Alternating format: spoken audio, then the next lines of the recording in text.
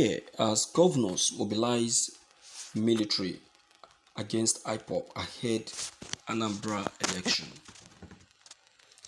In less than 1 month, eligible voters in Anambra State will file out to elect a new governor for the state. There have, however, been controversies over the election, as many believe that the election is already threatened. This is because of the spate of violence in the state, which has for months remained sustained.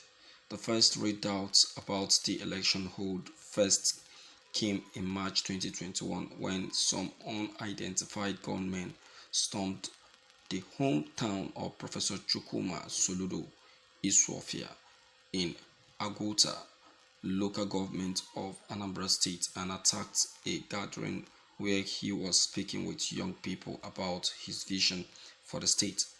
Soludo is the candidate of the All Progressive Congress Grand Alliance (APGA) for next month's election.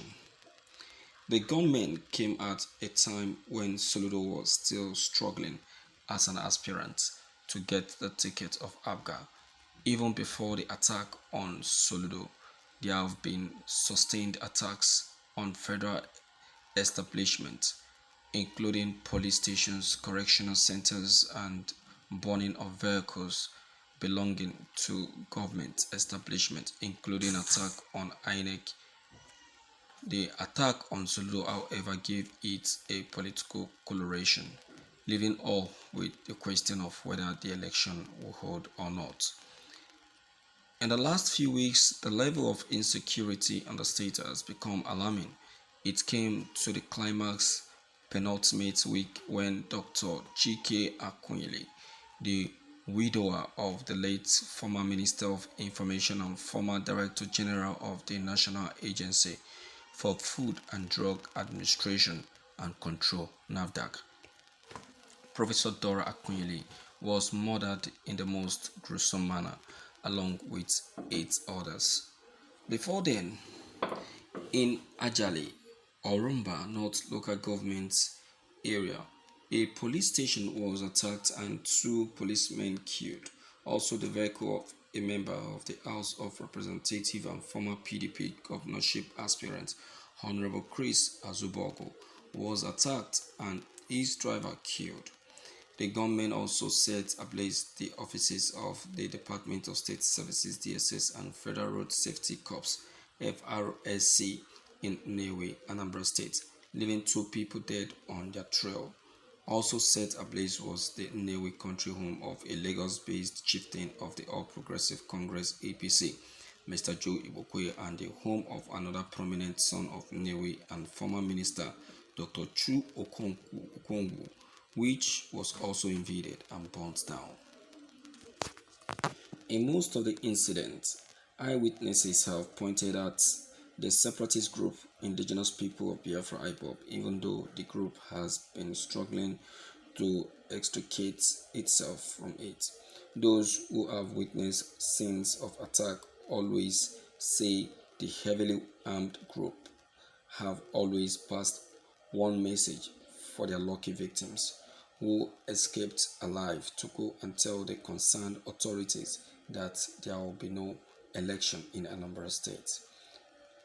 Away from Ipob, the All Progressive Grand Alliance (APGA) and the All Progressive Congress (APC) have been in a war of words over who is responsible for the attacks in the state. The APC had first accused APGA of not doing enough to stem the tide of insecurity in the state. Senator Andy Uba, the party's governorship candidate, had accused Governor Willie Obiano of having a hand in the increasing violence in the state for the purpose of putting off the scheduled election. Uba said with the huge monthly security votes collected by the governor and his wife, the security of the state ought to be better managed. Uba, who spoke through the media director of his campaign organization, Honorable Afam Ogene, said each time Governor Obiano clownishly adorns himself in military camouflage, does he do so from a comic display.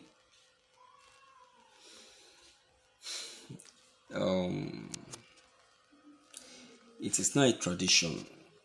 It's a tradition anyway to be labeling Ipob falsely. That's what I see. It's not a tradition to so many people. But it's too bad.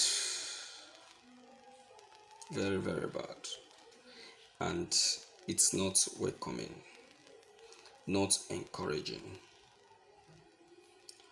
You understand? Not encouraging.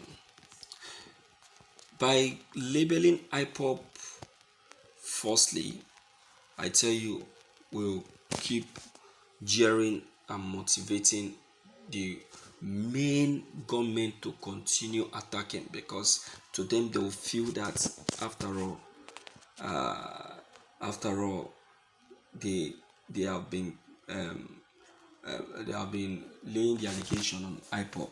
So what then is going to stop us? Let's continue attacking, so that they continue laying the allegation on Ipob. Do you understand now? That's it. So I tell you that all these things it's not going to help matters. It's not going to help matters at all. Rather, it's going to cause disaster, more disaster, and that disaster is what is happening now. It's what is happening now. Now,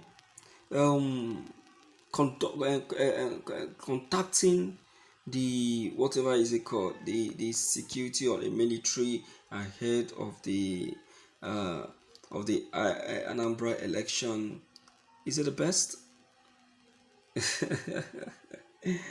My dear, is never the best.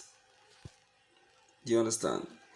You people need to seek for peace. Reconcile with Ipob. Reconcile with Ipob. Reconcile with Ipob. That is the only way out. If you don't reconcile with Ipob, I wonder how the election is going to be. Who is going to come out to vote? Who is going to come out to vote? Nobody will come out to vote. That day is going to be an empty, is going to be just like a seat at home. It's going to be like a seat at home.